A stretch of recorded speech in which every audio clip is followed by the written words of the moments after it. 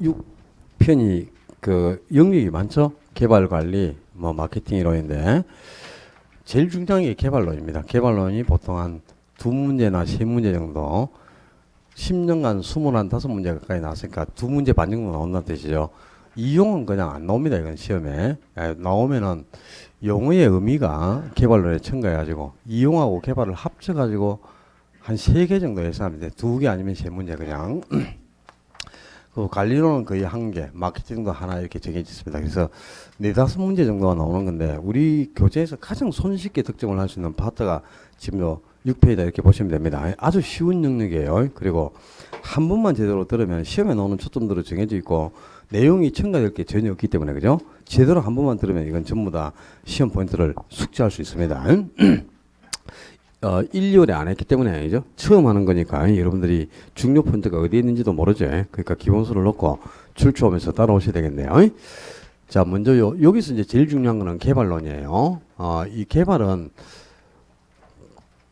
학술적으로 개발을 정의하자면 인간에게 양호한 생활 환경을 확보할 목적으로 토지를 개량하는 활동 이렇게 정의할 수 있습니다. 뭐 쉽게 표현해서 땅 파헤치고 건물 짓고 뭐 이런 걸 그냥 통째로 개발을 하지 않습니까? 그러니까 이걸 정의를 하자면요.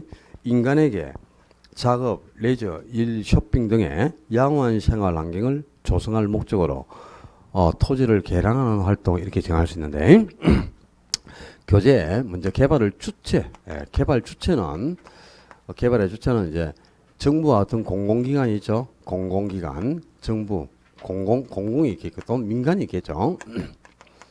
그리고 공공하고 민간이 합쳐서 하는 복합주체가 있습니다. 이 공공주체, 그러니까 정부나 지방자치단체 같은 공공기관을 공적주체, 공적주체라고요. 이걸 다른 말로는 제1섹터라고 합니다. 정부나 지방자치단체 같은 공공기관을 제1섹터. 이게 이제 공적 주체가 되어 있고, 그리고 토지 소유자라든가, 뭐, 토지 소유자, 개발업자와 같은 민간 주체가 있죠. 그걸 사적 주체라는데, 이 사적 주체가 바로 제2섹터라고 합니다. 그리고 복합 주체는 이제 정부하고, 공적 주체하고 사적 주체가 합쳐진 거죠. 그래서 주체가 두 개니까 복합 주체라고, 이 복합 주체를 제3섹터라고 하는 거예요. 이 공공기관이 제1섹터, 그리고 민간이 제2섹터, 복합주체를 제3섹터로 한다. 요런 용어는 알아두면 좋습니다. 한 번 등장했으니까, 이게. 그 다음에, 개발의 형태. 개발의 형태는 크게 기본형, 직렬형하고 직렬형, 그리고 기본형, 시행, 처분, 병행형. 이렇게 세 가지로 나눌 수 있는데, 그다지 크게 중요한 건 아닌데요. 뭘 기억하느냐 순서를 익혀야 됩니다. 원래 이제 여러분들이 도시개발부에서 개발 사업을 할 때는 그죠? 제일 먼저 뭐 합니까? 계획 수립하죠. 그리고 관계기관과 협의를 합니다.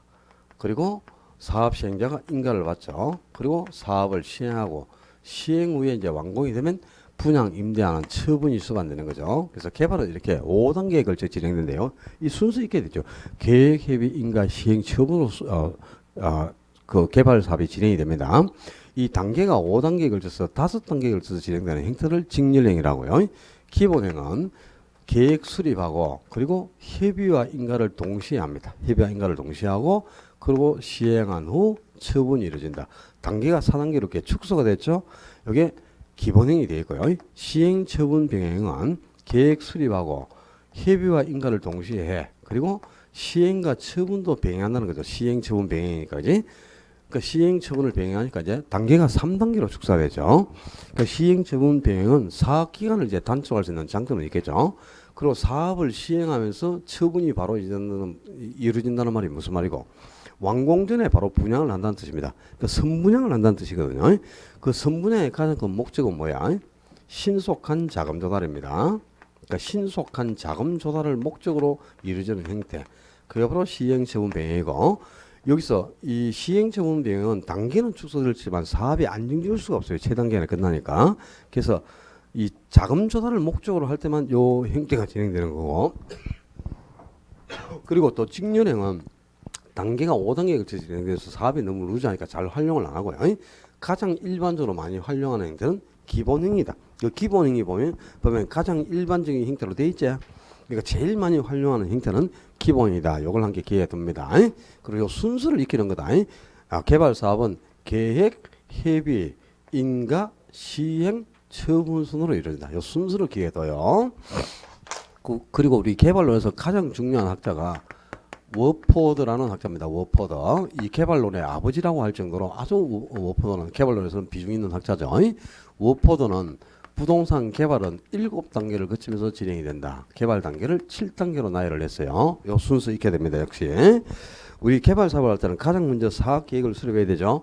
사업 계획을 수립하는 단계를 아이디어 단계 또는 구상 단계라고 합니다. 이 구상 단계는 이제 사업 계획을 수립하는 단계죠.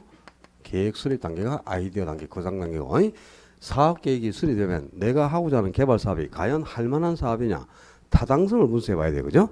근데 이 타당성 분석이 7단계 중에서는 가장 중요하니까 타당성 분석은 두 번에 걸쳐 이루어집니다. 한 번 진행되는 게 아니고 먼저 이루어지는 타당성 분석을 예비적 타당성 분석,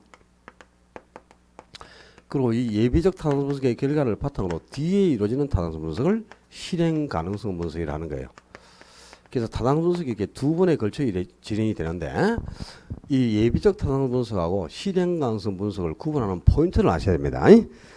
예비적 타당성 분석은 개발 사업에 소요될 수익과 비용을 계략적으로 검토하는 거야. 계략적으로. 그냥 대충 수익과 비용이 어느 정도인가. 계략적으로 수익과 비용을 검토하면 예비적 타당성 분석이 되고요. 그리고 개발 사업에 소요될 수익과 비용을 구체적이고 세부적으로 검토한다. 구체적이고 세부적으로 수익과 비용을 검토해서 수익성을 평가하는 단계가 실행 가능성 분석이에요. 그러니까 자, 예비적 타당성 분석하고 실행 가능성 분석을 구분하는 포인트는 바로 요 단어입니다. 계략적으로 수익과 비용을 검토하는지 구체적이고 세부적으로 수익과 비용을 검토하는지 이걸 가지고 두 개를 구분하셔야 되고요. 예비적 타당성 분석에서 대충 수입하고 비용을 측정해 보니까 이게 타산이 나오고 할 만한 사업이다라는 판단이 섰죠. 그러면 이제 실행 가능성을 분석하기 전에 미리 부지를 매입합니다. 그래서 부지 매입 단계, 부지 확보 단계가 이 타당성 분석의 두 단계 사이에 위치하게 되는데 왜 이렇게 부지를 서두를 매입할게요? 토지는 시간이 흘러서 지가가 상승하기 때문에 그죠? 개발 비용을 절감하면 값싸게 토지를 매입하는 게 비용을 절감하는 길 아닙니까? 그래서 예비적 타당성 분석이 끝나가지고 어느 정도 사업이 할 만하다는 판단이 섰다? 그럼 부지부터 확보한 후에 구체적이고 세부적인 수익성을 검토하는 겁니다. 그래서 부지 매입 단계가 이 타당성 분석의 두 단계 사이에 위치한다는 걸 기억을 해야 돼. 그래야 이 순서를 짜맞추게 되는 거예요. 그리고 이제 부지 매입하고 이제 구체적이고 세부적으로 수익성을 검토하죠. 그리고 이제 개발사업이 확실하게 이제 수익이 확보되어 있는 사업이다. 그러면 자금 차입해야 될 거랍니까? 그지? 돈 빌리러 가야죠. 자금을 차입하는 금융 단계. 그 자금 차입이 끝나면 건물 짓겠죠. 건물을 완성하는 건설 단계. 건물이 완공되면 완공된 건물을 분양 임대하겠죠. 분양 임대하는 단계가 마케팅 단계인데 이 마케팅은 완성된 건물이 완성됐을 때 완성된 건물을 분양 임대하는 것 아닙니까? 그지?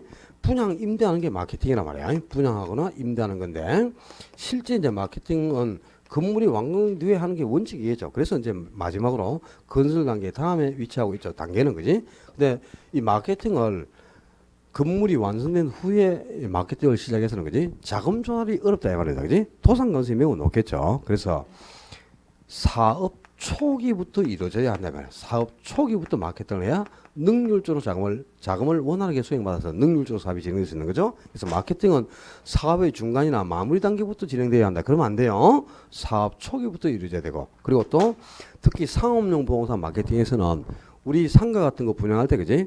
한 번 상가에 입주를 딱 하면은 뭐 1년 2년 단기 임대를 해가지고 임대가 끝나면 다시 또 공실이 좀 생기다가 새로운 임차인이 들어오려면 공실이 좀 생기기도 하고 그렇죠. 근데 그런 임차인보다는 한 번 딱 들어오면 10년 20년 장기 거주하는 임차인이 있잖아요. 그죠? 한 번 딱 임대 세에 얻는 순간 들어와가지고 밖에서 안 나가는 임차인이 있거든. 그런 임차인을 정박 임차인이라 합니다. 정박 임차인. 밖에서 안 나간다는 거다. 그런 정박 임차인. 다른 말로 중요 임차인. 중요 임차인 또는 정박 임차인 이렇게도 표현하는데요. 이 중요 임차인을 사전에 많이 확보할수록 그지? 수익이 안정적으로 가져올 수 있는 길이죠. 공실 위험을 줄이고 임대료 수입이 안정적으로 가져올 수 있는 길 아닙니까? 그래서 상업용 부동산 마케팅에서는 사전에 중요 임차인을 많이 확보할수록 좋다. 이런 것도 기억을 해놔야 되겠고 이 그 워포드의 개발 7단계는 순서 자체를 한 문제로 내기도 합니다. 개발 7단계가 올바르게 순서로 나열된 것을 이렇게 내기도 하는데요. 보통 부동산 개발을 할 때는 고액 자금이 소요가 되죠. 그럼 은행에 가서 당연히 자금을 차입했는데, 그지? 금융권에 가서 돈 빌려가지고 개발 사업이지 자기 돈으로 뭐 몇천억 되는 개발 사업을 할 수가 있나, 그지? 당연히 자금을 차입하는데 돈을 빌려면 제1금융권 같은 데 가가지고 좀 확실한 자금을 융통해가지고 이자 비용도 싼 걸 활용해야 되겠지. 뭐 어디 사금융 같은 거 러시앤 캐시 이런 데 가지고 이자 1년에 29%씩 주고 돈 빌리면은 도산하기 십상이겠죠. 그러니까 부실 금융을 활용해서는 안 된다 이 말이다, 그지? 그렇죠. 자, 외운다. 어떻게 외우냐? 아예 부실 금융으로 건설마 이렇게 외우는 거다. 알았지? 그지? 아예 부실 금융으로 건설마. 이러면 순서 딱 위치됐지? 순서 익혀야 됩니다. 순서 자체가 한 문제로 나오기도 합니다. 그 다음에 이 개발로에서 제일 중요한 학교가 워포드라고 그랬어. 워포드는 부동산 개발에 수반되는 위험을 세 가지로 분류했는데요. 중요합니다. 자주 시험에 등장합니다. 이거하고 이제 워포드가 분류한 개발의 위험은 첫째가 법률적 위험, 그리고 두 번째가 시장 위험, 그리고 세 번째 비용 위험. 이렇게 워포드는 부동산 개발에 수반되는 위험을 법률적 위험, 시장 위험, 비용 위험 세 가지로 구분을 하셨는데, 이 개발에 수반되는 위험이 있고, 우리 지난주에 다룰 때 투자론에서, 그죠? 부동산 투자의 위험하는 게 있었죠. 투자의 위험하고 개발의 위험이 각해서 다르겠어요. 당연히 다르겠지. 부동산에 투자했을 때 발생할 수 있는 위험하고 개발에 수반되는 위험은 당연히 다른 겁니다. 그러니까 우리 교재에 이제 위험이 두 종류가 나온단 말이야.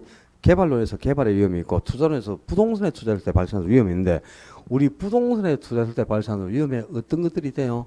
아는 대로 얘기해 보세요. 5가지 얘기해 줬는데. 배고프다, 빨리 하고 가자. 자, 첫째, 사업성 위험하는 게 있었지. 사업 자체의 수익성이 배달될 수 있는 위험을 사업성 위험이라고 그랬어요. 그 사업성 위험, 수익성에 관한 위험이죠. 그 사업성 위험에 시장 위험, 운영 위험, 위치적 위험이 있다 그랬고, 그죠? 그리고 투자를 할 때는 부채를 활용해서 투자를 하게 되는데, 지렛적 가격이므로 부채를 늘릴수록 수익률이 더 증가하는 장점이 있었죠. 근데 부채가 늘어나면 채무를 불이할 가능성도 더 커지죠. 부채를 활용했을 때 채무를 불이행할 위험을 금융적 위험, 금융상 위험이라고 그랬죠. 그제? 그 다음에 또 제도가 개정되거나 규제가 강화되거나 여러 가지 정책의 변화로 인해 법적 환경의 변화로 손실이 수반될 수 있는 위험을 법적 위험이라고 그랬네, 그지? 그리고 인플레가 발생했을 때 화폐 가치가 하락해서 수반되는 손실을 인플레이션 위험. 그리고 부동산은 금액이 워낙 크니까 이 부동산을 처분할 때 현금화하는 과정에서 정상적으로 처분하지 못하고 금매로 인해서 손실이 수반될 수 있는 위험이 있었죠. 그런 위험을 유동성 위험이라고 그랬네, 그지? 투자에 수반되는 위험에는 사업상 위험, 금융상 위험, 법적 위험, 인플레이션 위험, 유동성 위험 이런 게 있습니다. 그럼 부동산 투자의 위험이고, 지금 법률적 위험, 시장 위험, 비용 위험은 무슨 위험? 부동산 개발에 수반되는 위험이라는 거야. 그러니까 투자의 위험하고 개발의 위험이 구분이 돼야 되겠죠. 그게 이 시험에 자주 나오는 거야. 투자의 위험을 물을 때는 개발의 위험을 넣어서 틀리게 낼 수도 있고, 그죠? 개발의 위험을 물을 때는 또 투자의 위험을 넣어서 틀리게 낼 수도 있겠죠. 그래서 두 가지는 꼭 비교해 놔야 됩니다. 자, 이 법률적 위험은 공법적인 관계나 사법적인 관계 때문에 야기되는 위험. 공사법적으로 문제가 생겨서 개발업자가 인허가를 신청하면 공법적인 관계나 사법적인 관계에서 문제가 생기면 불허가 처분을 하겠죠. 허가 신청을 했을 때 허가를 받지 못하는 것만큼 위험한 게 없죠. 이게 공법적인 관계, 즉 토지 이용 규제와 같은 공법적인 측면이라든가, 토지 이용 규제 이거는 어디 나오노? 국토개입에서 나오죠. 그러니까 이런 공법 아니야, 그지? 그리고 소유권은 어디에서 나오노? 민법에서 나오죠. 이 소유권 분쟁이 생길 수 있는 소유권 문제라든가, 또는 개인들 사이에서 민원이 발생할 수 있는 이런 문제가 사법적인 측면이죠. 이 토지 이용 규제와 같은 공법적인 측면이나 소유권 문제나 민원과 같은 사법적인 측면에서 야기될 수 있는 위험을 법률적 위험이라 한단 말이에요. 공법 사법적인 측면에서 야기된다. 그래서 법률적 위험이라 하는 거죠. 그리고 이 공사법적으로 문제가 생겨서 개발 계획이 토지용 계획과 불합치하면 불허가 처분을 할 수밖에 없겠죠. 허가를 못 받단 말이에요. 인허가를 신청했을 때 인허가를 신청한다. 그런데 이 개발 계획이 토지용 계획과 부합되지 못하면 당연히 불허가 처분을 할 수밖에 없죠. 그리고 또 소유권 문제가 야기될 수 있거나 미련이 발생할 우려가 있다. 당연히 허가 자체를 반려합니다. 그럼 개발업자가 허가를 못 받으면 그만큼 위험한 게 없죠. 이렇게 공사법적인 측면에서 불허가 처분으로 인해 야기될 수 있는 위험을 법률적 의미를 한다 말이야. 근데 이게 시험에 나올 때 이렇게 나와요. 얼마나 우리 시험이 쫀쫀하다는 걸 알아라. 부동산 개발의 법률적 위험이란 소유권 문제와 같은 공법적인 측면과 토지용 규제와 같은 사법적인 측면에서 야기되는 위험을 말한다. 공법 사법적인 측면에서 야기되는 위험인데 공사법의 위치를 바꿨죠 지금. 그렇게 됩니다. 토지용 규제는 공법에서 나오는 거죠. 소유권은 민법인 사법에서 나오는 거죠. 이 공사법이 바뀌면 안 된다 이 말이다. 초점이 있어요. 시험에 나올 때는 초점이 정말 쫀쫀하다. 이 공법과 사법의 위치를 바꾸는 거죠. 그럼 이제 법률적 위험이 이런 위험인데 이 위험을 최소화시킬 수 있는 전략이 뭔가? 개발업자가 법률적 위험을 최소화시키는 전략 기억하셔야 돼요. 이용 계획이 확정된 토지를 구입하는 것이다.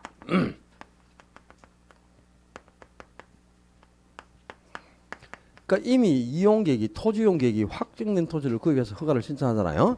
그럼 이용계획이 확정돼 있으니까 이용계획대로 토지를 개발하겠죠. 그럼 공법적인 면에서 문제가 생길 염려도 전혀 없고 민원이 발생한 우려라든가 이런 거는 전혀 없는 겁니다. 이미 토지용 계획이 수립되어 있으니까 그죠? 그 이용 계획이 확정된 토지를 구입하는 것이 바로 법률적 위험을 최소화시키는 전략입니다. 기억을 해둬야 되겠고요. 아주 자주 등장합니다. 그리고 시장 위험은 부동산 시장은 어떻게 변할지 아무도 몰라요. 시장은 항상 불확실하다 이 말이에요. 미래가 어떻게 변할지 아무도 모르죠. 이 시장의 불확실성이 개발업체에게 부여하는 위험을 시장 위험이라 한대요. 시장이 계속 변해가지고 그죠? 예를 들면 개발 전보다 수요가 감소를 해버려. 수요가 감소하면 타격이 오는 거죠. 수요를 1,005 정도 예상을 하고 개발 사업에 착수를 했는데 그지? 나중에 수요가 감소했고 실제 수요가 400호 300호밖에 안 되면 미분양이 속출할 수밖에 없겠지.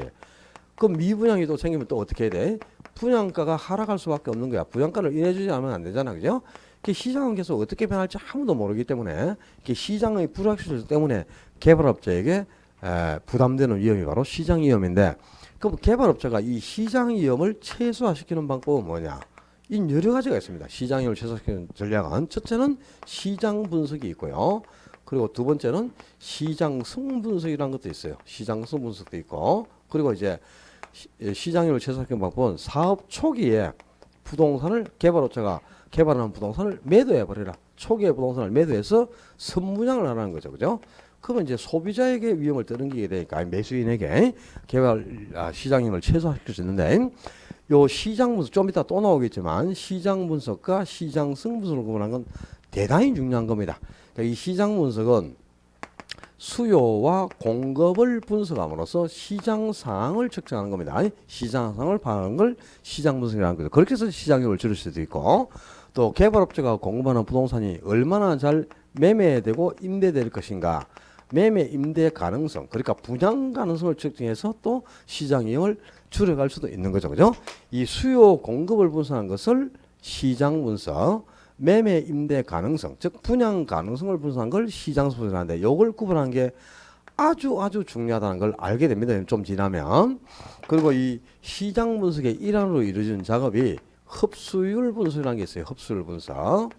그러니까 흡수율 분석을 통해서 이제 시장 이름을 최소화시키는데 이 흡수율 분석이란 개발업자가 공급하는 부동산이 향후 일정 기간 동안에 얼마나 빠르게 흡수될 것인가를 판단하는 겁니다. 자, 예를 들어서 어떤 개발업자가 지금 이 대구 달서구 지역에 그죠? 달서구 지역에서 빌라라는 100호 정도 공급해 보겠다 하는 계획이 있어요.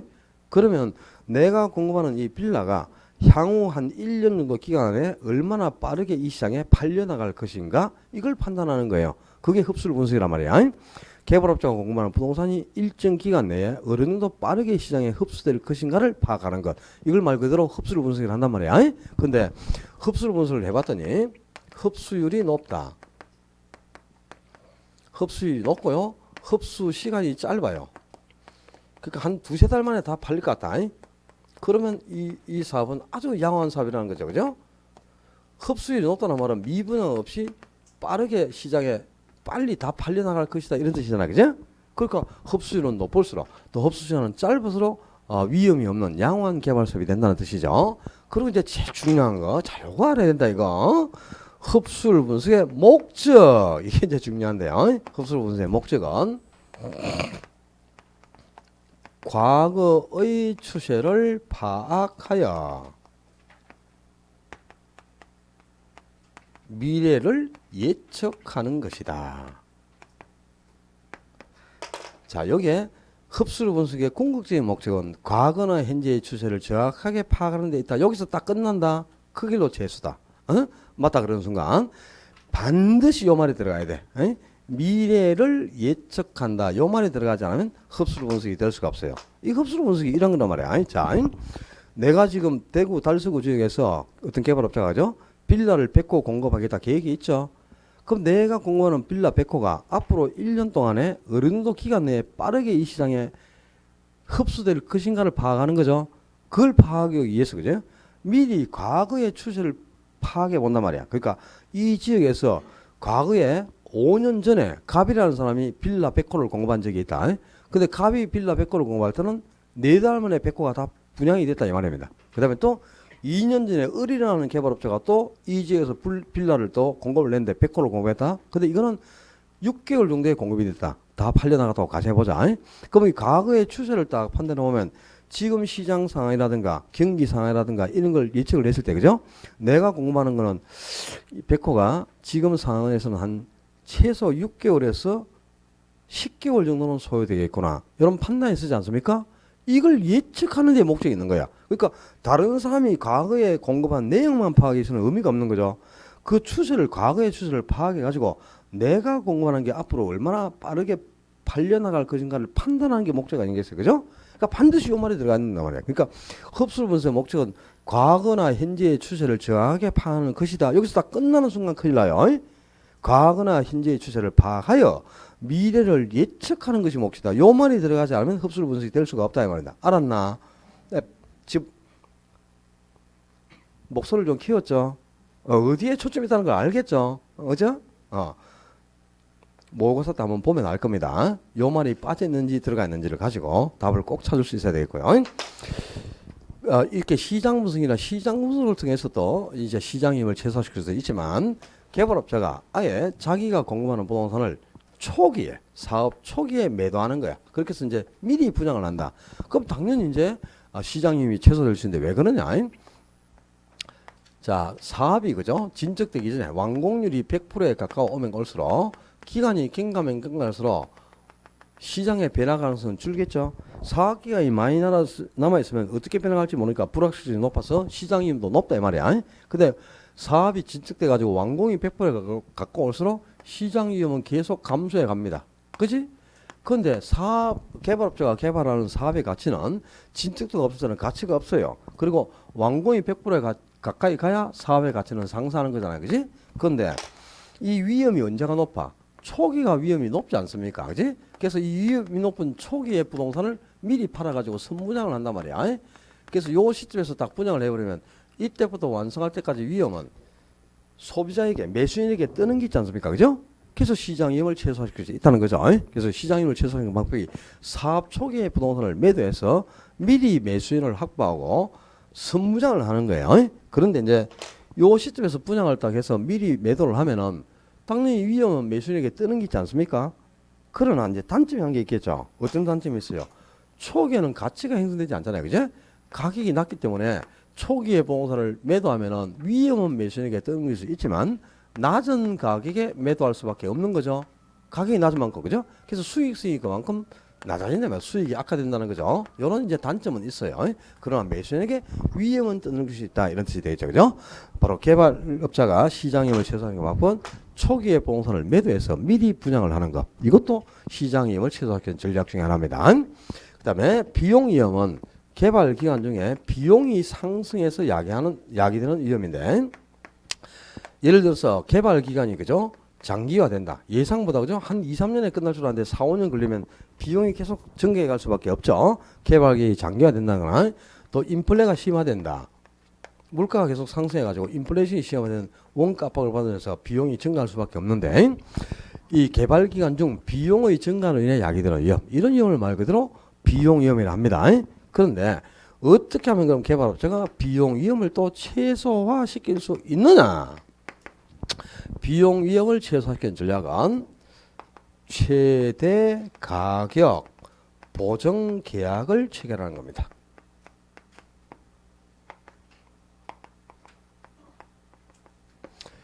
이 최대 가격 보정 계약이라는 게 뭐냐? 자, 이런 거죠. 개발업자가 시공사하고 약정을 하는 거예요. 시공사에게 약정을 하면서 개발업자가 시공사한테 자, 내가 최대로 계약금을 500억까지 걸겠다. 계약금을 500억까지 걸겠다. 이렇게 해서 최대로 계약금을 지불하기로 하는 약정을 합니다. 근데 계약금을 최대로 500을 걸기로 하고 시공사하고 약정을 했단 말이야. 근데 개발 기간 중에 인플레가 발생하고 실제 소요된 금액이 550억이 들어갔어요. 그럼 여기서 추가 금액이 50억이 생겼죠? 그죠? 계약금을 초과하는 추가 금액이 50억이 생겼잖아요. 이 추가 계약금을 초과하는 추가 비용에 대해서는 시공사가 부담한다 이 말이에요. 이걸 최대 가격 보정 계약을 하는 겁니다. 그럼 최대 가격 보정 계약을 체결해 두면 이 계약금을 초과하는 추가적인 비용에 대해서는 물가 예상외로 더 상승해갖고 추가적으로 비용이 더 발생해도 이 금액을 시공사에게 떠넘기게 되죠. 그럼 개발업자는 비용 위험을 줄였지 않습니까? 그죠? 그래서 비용 위험을 최소화시키는 방법이 바로 이렇게 최대 가격 보정 계약을 체결하는 건데 다만 이게 그지? 단점이 있겠죠. 어떤 단점이 있느냐? 그럼 이 계약금을 초과하는 추가 비용에 대해서는 시공사가 부담을 해야 되겠죠. 그럼 시공사도 이 약정을 할 때 높은 계약금을 요구할 수밖에 없지 않습니까? 그지? 이 계약금을 초과하는 추가 비용은 지가 부담을 해야 되니까 계약금을 높게 제시를 하겠죠. 그래서 계약금을 높게 지불하는 만큼 사업비가 오히려 증가하는 거예요. 오겠죠?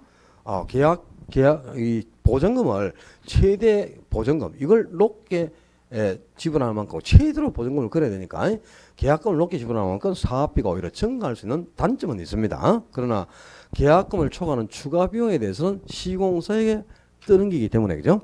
비용 위험은 최소화시킬 수 있다 이런 뜻인데 가장 우리 시험에 자주 나오는 포인트는 그죠? 이 워포드의 개발의 위험은 거의 그냥 개발론에서는 매년 등장한다고 보시면 돼요. 아주 빈번하게 다루는데 법률적 위험이 어떤 거냐 이걸 구분하셔야 되고 법률 위험을 최소화시키는 전략이 이용계획이 확정된 토지를 구입하는 것이다. 뭐 거의 그냥 이 법률 위험 나오면 그냥 반드시 따라 나옵니다. 그다음에 시장 위험이 이런 건데 그죠? 시장 위험을 최소화시키는 방법은 시장 분석과 시장 분석 또 초기에 부동산을 매도하는 거 여러 가지가 있죠. 여기서 이제 흡수를 분석을 하는 목적이 뭔가를 거의 이게 답으로 많이 제시합니다. 흡수를 분석의 궁극적인 목적은 과거나 현재의 추세를 정확하게 파악하는 것이다. 딱 그렇게 내요. 틀린 지문이다. 거기서 끝나면 안 된다.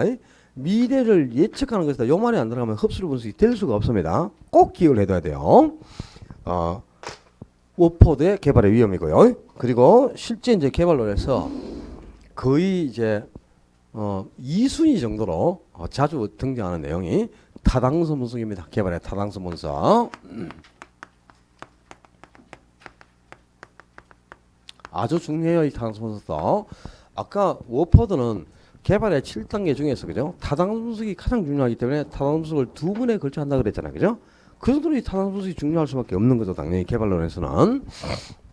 자, 타당성 분석은 5단계 설이 있고 2단계 설이 있습니다. 그러니까 타당성 분석을 5단계로 나누기도 하고 2단계로 나누기도 하는데 다 기억을 내야 돼요. 5단계 설과 2단계 설을 전부 다 기억하셔야 됩니다. 자, 첫 번째는 지역 경제 분석. 그리고 이 지역 경제 분석이 끝나면 이 결과를 바탕으로 시장 분석이 이루어지고요. 시장 분석의 결과가 나오면 그 시장 분석의 결과를 바탕으로 해서 시장성 분석이 이루어집니다. 그리고 이제 시장 분석이 끝나면 여기까지 3단계 결과를 바탕으로 해서 타당성을 분석합니다. 그리고 타당 분석이 끝나면 이 결과를 또 바탕으로 해서 최종적으로 투자 분석이 이루어져요. 그래서 이렇게 타당 분석을 5단계로 보기도 하고요. 그리고 2단계로 보게 돼요. 2단계로 보게 하는데 요 앞에 지역 경제 분석부터 앞에 3단계, 요 3단계를 시장 분석. 그리고 뒤에 이 타당 분석과 투자 분석 뒤에 두 단계를 경제성 분석이다. 이렇게 해서 단계를 이렇게 2단계로 보는 학자도 있고 5단계로 보는 학자도 있어요. 그런데 2단계설, 5단계설을 다 기억하셔야 된단 말이야. 근데 이 다단계 분석은 앞 단계에서 그죠? 지역 경제 분석의 결과가 나와야만 요 결과를 바탕으로 해서 시장 분석이 진행되는 거고, 요 앞에 또 두 분석이 이루어져야만 요 두 분석의 결과를 바탕으로 시장성 분석을 하는 거예요. 그리고 요 3단계 분석이 끝나야만 그 결과를 자료로 해서 타당 분석을 하고 투자 분석이 이루어지는 순으로 진행된단 말이야. 그러니까 제일 중요한 게 뭐냐? 순서입니다. 순서.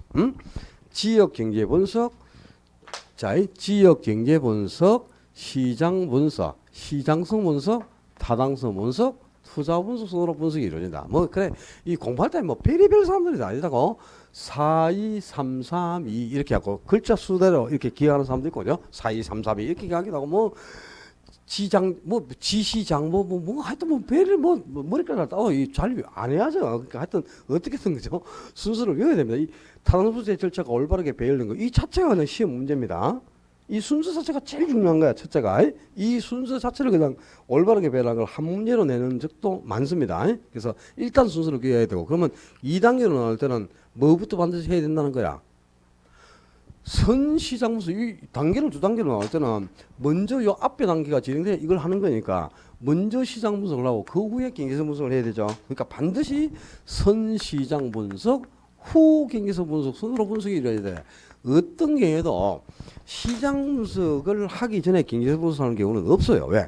시장 분석의 결과를 바탕으로 시장 분석에서 자료가 나와야 그 자료를 가지고 경제성 분석을 한다 이 말이야. 그러니까 순서가 바뀌면 안 돼. 그러니까 타당 분석은 먼저 경제성 분석이 이루어지고 그 결과를 바탕으로 시장 분석이 행해진다. 이런 소리 하면 큰일 나요.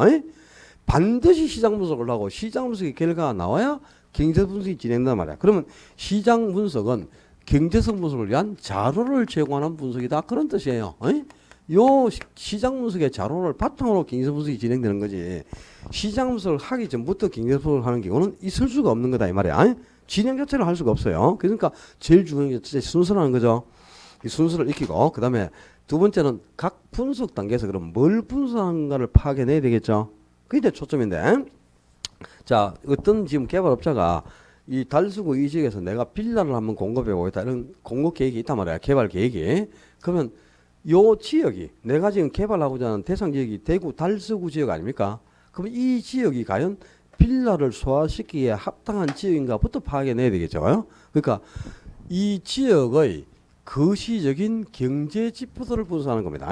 지역의 경제 지표들, 지역의 총량적인 경제 지표를 분석하는 건데, 이 지역의 인구 수준이라든가 지역 주민의 소득 상태라든가 이 지역의 고용 정도라든가 또 이 지역의 성장 가능성이라든가 이런 것들을 측정해 가지고 지역의 거시적인 경제 지표들을 파악해내는 것, 이게 바로 지역 경제 분석입니다. 거기서 이 지역이 지금 빌라를 소화시키기에 합당한 지역이고 소득 수준이라든가 인구 수준이라든가 고용 상태, 실업자 수 이런 것들을 비교해 봤을 때 충분히 내가 공부하는 빌라를 소화시킬 수 있는 지역이다 이런 판단이 섰죠. 그럼 이제 이 결과를 바탕으로 이 지역의 빌라에 대한 수요와 공급상을 측정하는 거야. 그러니까 지금 현재 이 지역에서 빌라에 대한 수요가 1,005 정도 발생했는 거야. 이 달서구 내에. 근데 지금 공급돼 있는 내용이 200호밖에 없어요. 공급된 게. 그럼 지금 턱없이 800호나 부족하지 않습니까? 그지? 부족한 양이 800호나 되니까 이 중에 내가 한 100호 정도를 공급한다. 이거는 뭐 충분히 사업을 하고도 남음이 있다는 판단을 할 수 있겠죠. 이렇게 해서 지역의 수요와 공급을 분석하면서 시장 상황을 조사하는 것, 수요 공급 분석을 통해 시장 상황을 조사하는 것, 이걸 시장 분석이라 한다 이 말이다. 그리고 이제 시장 분석에서 수요 공급을 측정을 통해 내가 공급하는 게 이 중에 100호를 한번 공급해 보자 이런 계획이 있었다 그지? 100호 정도를 공급하자. 이건 충분히 할 만한 사업이라는 판단을 할 수 있겠지. 그럼 여기서 이제 자신이 공급할 물량이 100호 정도가 어느 정도 나왔잖아요. 그러면 시장성 분석을 통해서 내가 공급하는 이 100호가 얼마나 잘 매매되고 임대될 것이냐 이걸 측정하는 게 시장성 분석이라. 그러니까 매매 임대 가능성을 조사한다. 매매 임대 가능성, 즉 다른 말로 바꾸면 분양 가능성을 측정하는 거다. 분양 가능성. 개발업자가 자신이 공급하는 부동산이 얼마나 잘 분양될 것이냐 이걸 파악하는 게 시장성 분석이죠. 그러니까 매매가 잘 되고 임대가 잘 돼서 미분양이 없을 것 같다. 그러면 시장성이 높다는 뜻이 되겠죠. 이게 한 6개월에서 1년이 걸려도 다 안 팔릴 것 같다. 이렇게 예측되면 시장성이 없다는 뜻이겠죠. 이렇게 해서 개발업자가 공부하는 부동산이 얼마나 잘 매매되고 임대될 것인가를 측정하는 것. 이게 시장 분석이야. 그럼 시장 분석하고 시장 분석이 같다 달라요. 다른 거지. 이게 두 개가 어떻게 같나? 용어가 비슷하지만 이 완전히 다른 겁니다. 이걸 구분하는 게 이제 가장 중요한 포인트겠죠. 당연히 그지? 요 반대로 내겠지 이거. 시험 포인트가 다른 눈으로 노출되지 않습니까? 지금 보면 뭐가 중요할 것 같다는 게 느낌이 안 오나? 그런 느낌이 없으면 오래 가는 거예요. 빨리빨리 와야 되냐? 저런 게 분명히 시험에서 자주 나올 것 같은데 이런 느낌이 들어야죠. 자, 이렇게 해서 이제 3단계까지 분석을 했단 말이야. 그러니까 이 지역의 총량인 경제도 분석하고 또 수요공급 측정을 통해서 내가 공부하는 게 잘 분양되겠다. 이런 판단이 있었잖아요. 여기까지 해가지고. 그러면 이제 여기까지 결과를 바탕으로 타당성 분석을 통해서 수익성을 평가하는 거예요. 수익성을. 그러니까 뭐 개발 사업에 소요될 총 비용이 얼마나 되고 총 수입은 얼마나 되고 또 그렇게 해서 순영업 소득이나 세전 현금 수지, 세후 현금 수지가 어느 정도 되는가. 뭐 순행가는 0보다 큰 양수가 나오는가. 이런 걸 이제 측정해 보는 거죠. 이런 것들이 타당성 분석에서 진행되고 타당성 분석을 통해서 수익이 어느 정도 확보될 것 같다. 이런 판단이 있었죠. 그럼 이제 최종적으로 투자 분석 단계에서 투자 여부를 결정한다 이 말이야. 투자하자 말자. 투자 여부를 결정하는 거죠. 그래서 이제 타당 분석이 5단계에 걸쳐 진행이 되는데 이걸 지금 2단계로 나누기도 한다 그랬죠. 2단계로 나누는데 그럼 2단계로 나눌 때 요 시장 분석과 경제적 분석은 어떻게 다르냐? 자, 시장 분석이란 이렇게 지역의 거시적인 경제 지표도 파악을 하고요. 또 수요공급 측정을 해서 시장 상황도 조사하고 또 개발업자가 공부하는 부동산이 얼마나 잘 분양될 것인가 또 판단해 보니까 이게 충분히 이 지역에서 할 만한 사업이다. 이런 판단이 있었겠죠. 이런 것들을 판단하는 과정이 시장 분석의 핵심이야. 그러니까 시장 분석은 이런 것들을 파악해서 개발업자가 하고자 하는 사업이 과연 이 지역에서 채택 가능한 사업인가, 이 사업의 채택 가능성을 판단하는 과정, 이걸 시장 분석이라 한다 이 말이다. 내가 하고자 하는 사업이 과연 이 지역에서 채택할 수 있는 사업이냐, 이 사업의 채택 가능성을 평가하는 과정이 시장 분석의 핵심이에요. 그리고 이제 시장 분석에서 사업이 충분히 채택 가능한 사업이다. 그런 판단이 있었죠. 그럼 여기까지 결과를 바탕으로 해서 수익성을 평가하고 투자를 결정하는 거, 그걸 경제성 분석이라 한다 이 말입니다. 자, 이 개발의 타당 분석 아주 빈번하게 그죠? 우리 시험에서 거의 그냥 2순위 정도로 매년 등려하다시피 할 정도로 하는데요. 요 타당 분석의 절차하고 워포드의 개발의 위험까지를 묶어가지고 여기까지 해서 반드시 한 개 정도 나올 것이다. 이렇게 생각하면 됩니다. 거의 그냥 여기까지 해서 한 문제 이렇게 보시면 돼. 그 다음에 이제 개발의 분류에서 또 한 개를 예상해 봐야 되는데, 자, 타당 분석 다음에 이제 뭐고, 개발의 분류가 교재 순서가 뭡니까? 타당 분석 다음에 개발의 분류제. 자, 393조로 갔습니다. 개발은 아주 다양하게 분류하는데 맨 먼저 내용에 따라 개발을 분류하면은 조성에 의한 개량 또는 건축에 의한 개량을 바꾼대요. 이렇게 분류할 수 있는데 조성에 의한 개량이라는 거는 땅 자체만을 파헤치는 거, 토지 자체만을 조성하는 걸 조성에 의한 개량이라고, 토지를 파헤쳐 가지고 그 위에 건축 활동이 수반된단 말이야. 뭐 땅을 파헤쳐서 그 위에 다리를 놓거나 건물을 짓거나 도로를 설치하거나 이렇게 건축 활동이 수반되죠. 그럼 그걸 건축에 의한 개량이라는 겁니다. 좁은 의미에서는 토지만을 조사하는 조성에 의한 개량을 뜻하고, 넓은 의미에서는 토지를 파헤쳐서 건물까지를 짓는 건축에 의한 개량을 의미하는 겁니다. 이런 거는 의미가 없고 그냥 한번 들어주는 거다. 두 번째, 개발을 외관에 따라 분류하면 외관에 따라서는 무형적 개발, 유형적 개발, 복합적 개발로 나누는데, 유형, 무형, 토지의 물리적인 변형이 초래되면은 유형적 개발이라는 거고요. 땅을 파헤쳐서 말해요. 그래서 토지의 물리적인 변형이 가해지죠. 그럼 유형적 개발이 되고, 토지의 물리적 변형은 초래하지 않고 이용 상태만 바뀌는 거야. 예를 들어서 그죠? 용도 지역이 뭐 주거지역에서 개발 제한 구역하고 용도 지역이 변경되면 땅을 파헤치는 건 아니고 이용 상태가 바뀌는 거죠. 여러분들이 건축부에서 용도 변경하는 거 배웠어요? 용도 변경. 학원을 미장으로 용도를 바꾼다. 토지의 물리적 변형이 생기는 게 아니지 이용 상태가 바뀌는 거죠. 이런 물리적 변형은 초래하지 않고 이용 상태만 변경되는 것을 무형, 물리적 변형이 초래되지 않는 거죠. 이런 걸 무형적 개발이라고 하고요. 복합적 개발은 유무형의 개발이 동시에 이루어진다는 뜻이야. 그러니까 토지의 물리적인 변형도 초래되고 이용 상태도 바뀌는 거. 좀 규모가 큰 거 있잖아요. 토지 행길 변경이라든가 도시 개발 사업이라든가 뭐 주거지 조성 사업이라든가 이런 거는 다 유무의 개발이 동시에 이런 복합적 개발인데요. 뭐 그냥 개념은 그렇고 그 중요한 거 아니다. 그다음에 세 번째 개발을 주체에 따라 분류하면요. 주체. 주체에 따라 분류하면 공영 개발과 비공영 개발 이렇게 이제 나누죠. 이 공영 개발이 말 그대로 공짜가 들어갔죠. 공공기관에 의한 개발이다 이 말이에요, 그지? 그러니까 정부나 지방자치단체, 뭐 한국토지주택공사와 같은 공공기관에 의한 개발을 공영 개발을 하는데 이 공영 개발은 전부 수용 방식으로 사업이 진행됩니다. 수용 방식. 수용 방식이다 보니까 이 공영 개발은 이제 정부가 참여하는 개발이니까 그죠? 상당히 뭐 정부가 개발에 참여하는 이유도 있고 여러 가지 있겠죠. 장점도 많고. 근데 단점을 기억하셨다. 단점. 공영 개발에 뭐 거기 읽어볼 것 한 개도 안 읽어봐도 공영 개발의 뭐 목표라든가 내용이라든가 뭐 상관없어요. 또 공영 개발의 기본 원칙이라든가 쭉 읽어보시고 거기 보면 공영 개발의 단점 해가지고 397페이지에 단점 하는 게 나와 있죠. 공영 개발은 사업이 전부 무슨 방식으로 진행되고 있죠? 100% 수용 방식입니다. 그럼 수용 방식은 토지 소유자들이 보유하고 있는 토지를 보상금을 지급하고 토지를 매수해 가지고 사업을 진행해야 되죠. 그죠? 근데 보상금을 원칙은 뭐로 줘야 됩니까? 보상금을 원칙은 뭐로 지급해야 되노? 현금으로 줘야지, 현금. 근데 공영 개발이 정부가 주도하는 거가 보통 규모가 크단 말이야. 뭐 100만 평 이상 될 수도 있고 막 그래요. 근데 그걸 전부 현금으로 주려면 엄청난 현금이 유출돼야 되니까, 그지? 첫째는 막대한 자금질이 수반될 수밖에 없겠죠. 그리고 워낙 이제 지금 땅값도 비싸가지고 현금으로 그걸 다 주려고 그러면 몇백조, 몇천조까지 막 보상금이 지급돼야 되는 경우도 있고 그래요. 근데 현금으로 다 말을 할 수가 없겠지. 그러니까 이제 수용 방식에서 여러분이 자, 도시개발법은 사업 방식이 세 가지가 있죠.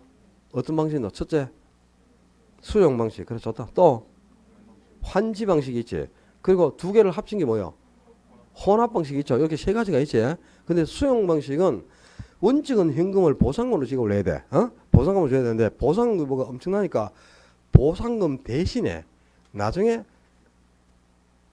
보상금 대신에 다른 거로 줄게 해서 발행하는 채권이 있죠.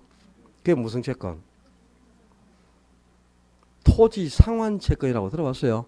보상금을 현금 대신에 개발된 토지로 대신 주겠다고 발행하는 게 토지 상환 채권이죠. 그 토지 상환 채권은 수용 방식에서만 나옵니다. 그죠? 수용 방식 외에는 토지 상환 채권이라는 게 없어요. 뭐 도시 개발 채권도 있고 도시 계획 시설 채권도 있고 채권이 뭐 한두 개가 많죠. 그죠? 공법에서만 4개 막 이렇게 있는데 채권이 수용 방식에서 나오는 게 토지 보상 채권이다. 그죠? 보상금을 현금 대신 뭐로? 토지로 대신 주겠다 하고 발행하는 게 토지 상환 채권이죠. 언제 발행합니까? 토지 상환 채권을. 토지 소유자가 원하는 경우에만 발행합니다. 소유자가 채권으로 대신 주세요. 원할 때만 발행하는 거야. 원하겠어, 안 원하겠어요? 안 원하는데 왜 그걸 발행하겠노? 원하니까 발행을 하지. 안 원하는데 그걸 왜 발행하겠나? 참 개념도 없네. 또 봐라. 너무 많이 원해서 다릅니다. 너무 많이 원해서. 왜냐하면 봐라. 수용 방식은 보상금을 현금으로 주잖아요. 그죠? 근데 현금은 받죠? 받지만 땅이 없어지지 않습니까? 소유권을 상실하잖아요. 그지? 그렇지? 근데 보상금을 현금 대신 받으면 개발되기 전에는 지가가 10만원, 20만원 가던 게 개발 끝나는 순간 100만원, 200만원으로 상승한단 말이야. 근데 토지를 대신 주잖아요. 보상금 대신 현금으로. 그래서 개발 딱 해가지고 그럼 지가가 상승세로 대신 땅을 대신 주니까 지가도 상승해 있는 상태에서 내 무용지물한 개발도 되기 전 땅을 완전히 딱 개발까지 해가지고 토지로 주니까 소유권을 그대로 보유하면서 그죠? 지가 상승 이익도 생기지 않습니까? 그러니까 대부분의 토지 사들은 현금 달라 안 해요. 전부 땅으로 대신 주세요. 이렇게 너무 많이 원한단 말이에요. 너무 많이 원해. 전부 다 근데 이 보상금을 현금 대신에 또 토지로만 줄 수도 없죠. 사업을 해야 되잖아. 사업을. 그게 땅 밀어가지고 뭐 건물도 짓고 해야 되는데 토지 소유자에게 다 돌려줘 버리면 안 되잖아. 그지? 그러니까 토지 상환채권은 발행 규모가 딱 제한을 받죠. 조성대지의 2분의 1 이내에서만 채권을 발행합니다. 그런 게 있죠. 들어봤나? 그 개념을 안 해야지. 아는 한데 그걸 왜 발행하겠습니까? 원하니까 발행을 하지. 그런 이제 개념을 좀 알고 접근하면 좀 쉬운데요. 이게 이제 공룡개발의 첫째 100% 수용 방식이다. 공룡개발은 사업 방식이 수용 방식. 다른 말로 이제 매수 방식이죠. 수용 방식이다 보니까 현금을 보상금을 원칙은 현금을 지급해야 되죠. 그러니까 시행제출 볼 때 첫째 막대한 재정지를 수반된다. 첫 번째 단점. 두 번째는 토지 소유자 입장에서는 보상금을 현금으로 받는 순간 소유권을 상실해 버리죠. 소유권을 상실하니까 왜 헐값에 보상해주고 땅을 뺏어가느냐 이렇게 되는 거죠. 그러니까 사업 시행자하고 토지 소유자 간에 민원 발생 우려가 매우 높다면 갈등이 심하다는 거죠, 그죠? 그러니까 뭐 최근에 땅 산 사람들은 그죠? 자기 상금액 뭐 이 보상금 나와봐야 득을 보는 게 없으니까 빼짜락하고 막 머리 두드리고 하잖아요. 그러니까 수용 방식은 함부로 수용을 못하잖아, 그지? 반드시 동의 요건이 충족돼야 사업이 진행되는 거죠. 수용 방식에서 동의 조건 뭐? 동의 요건.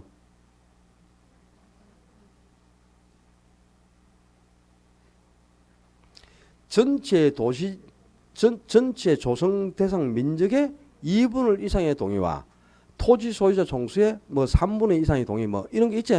한 개는 2분의 1, 하나는 3분의 2. 그 동의 요건이 맞아야 수용이 진행되는 거잖아, 그지? 그럼 이제 그만큼 동의 요건이 충족되면 동의를 안 하는 사람도 있죠. 나는 뭐 보상을 뭐 안 받겠다 배째라 하고 들어눕는 사람도 있어요. 그럼 어째요? 째쁩니다, 배를. 보상을 안 받잖아. 동의 요건이 충족되는데 동의를 안 하잖아요. 강제 방식이란 말이에요. 이건 강제 수용. 그러니까 보상금을 법원에 공탁해요. 공탁해놓고 안 찾아가지. 사업은 그냥 쫙 밀어버리고 진행한단 말이야. 수용 요건이 충족되면. 근데 보상금 안 찾아가면 국고로 바로 귀속되는 거예요. 그렇게 해서 강제 방식으로 그냥 땅을 뺏어가는 거예요. 그게 수용 아닙니까? 그러니까 왜 남의 땅을 함부로 뺏어가냐고 뭐 머리 두드러고 뭐 난리가 나는 거지. 그게 민원이 발생한 우려가 매우 높다는 겁니다. 이게 수용 방식이다 보니까 토지 소유자와 그 시행자 사이에 갈등이 크다는 거죠, 그죠? 그게 이제 큰 문제점이고 또 이 주변에 싹 밀어서 보상을 하는 과정에서 그죠? 그 개발 대상 지역 외에 그 주변 지역의 지가가 필적으로 상승할 수밖에 없잖아요. 그래서 지가 상승을 유발해 가지고 정부가 또 투기자 효과를 수행할 수 있고 이런 단점이 있죠. 요 수용 방식은 단점을 기해야 돼요. 그러니까 시험은 이렇게 나온다고. 수용 방식은 사업 시행자 입장에서 볼 때 자금 지출 없이 원활하게 사업을 진행할 수 있는 장점이 있다. 어떻게 자금 지출이 없겠어요? 자금 지출이 없는 거는 무슨 방식이겠노? 환지 방식이잖아요. 환지 방식은 시행자가 자금을 지출할 필요가 없죠. 토지 소유자가 가지고 있는 토지 중에 환지가 뭐야? 개발해서 돌려줄 땅을 환지라고 하는 것은 되돌려한테 땅 짓자니까. 근데 토지 소유자가 안 돌려주고 원래 토지 소유자가 가지고 있는 땅을 일부를 시행자가 가지고 있다가 그걸 팔아서 사업 비용에 충당하는 땅이 있잖아요. 그걸 뭐라 하노? 채비지를 하잖아. 채비지, 그죠? 비용에 충당하는 토지. 그걸 팔아서 사업 자금을 조달한단 말이야. 그러니까 시행업체에서는 자금 부담이 없는 거죠. 재정 지출을 수반될 이유가 없다면 그 땅 팔아서 사업 비용으로 쓰면 되니까. 그러니까 환지 방식은 시행업체에서 볼 때 재정 지출이 수반되는 단점을 막을 수 있겠죠. 근데 수용 방식은 엄청난 현금을 보상금으로 지급해야 되잖아, 그지? 시행자 입장에서 막대한 재정 지출이 수반되는 게 가장 큰 단점이고요. 토지 소유자와 시행자 간에 민원이 발생할 우려가 매우 높다는 겁니다. 이런 걸 기억 안 하면 안 돼요. 이 시험 문제가 그거니까. 그러면 이제 비공용 개발은 말 그대로 공공기관이 아닌 민간에 의한 개발이죠. 그래서 민간 개발, 비공용 개발 이코는 민간 개발인데요. 이 개발론에서 가장 시험에 많이 나오는 1순위가 민간 개발의 종류입니다. 민간 개발. 이거는 뭐 그냥 무조건 거의 한 문제 고정됐다 이렇게 보시면 되겠네요. 이 비공용 개발, 민간 개발은 틀을 딱 잡고 정리거리가 상당히 많죠. 칠판을 내가 지우려니까 안 되겠다. 5분만 쉬었다가 5분만 요 칠판 좀 지우고요. 새로 써야 되니까 칠판 좀 지우고 5분만 쉬었다 합시다. 조금만 쉽시다.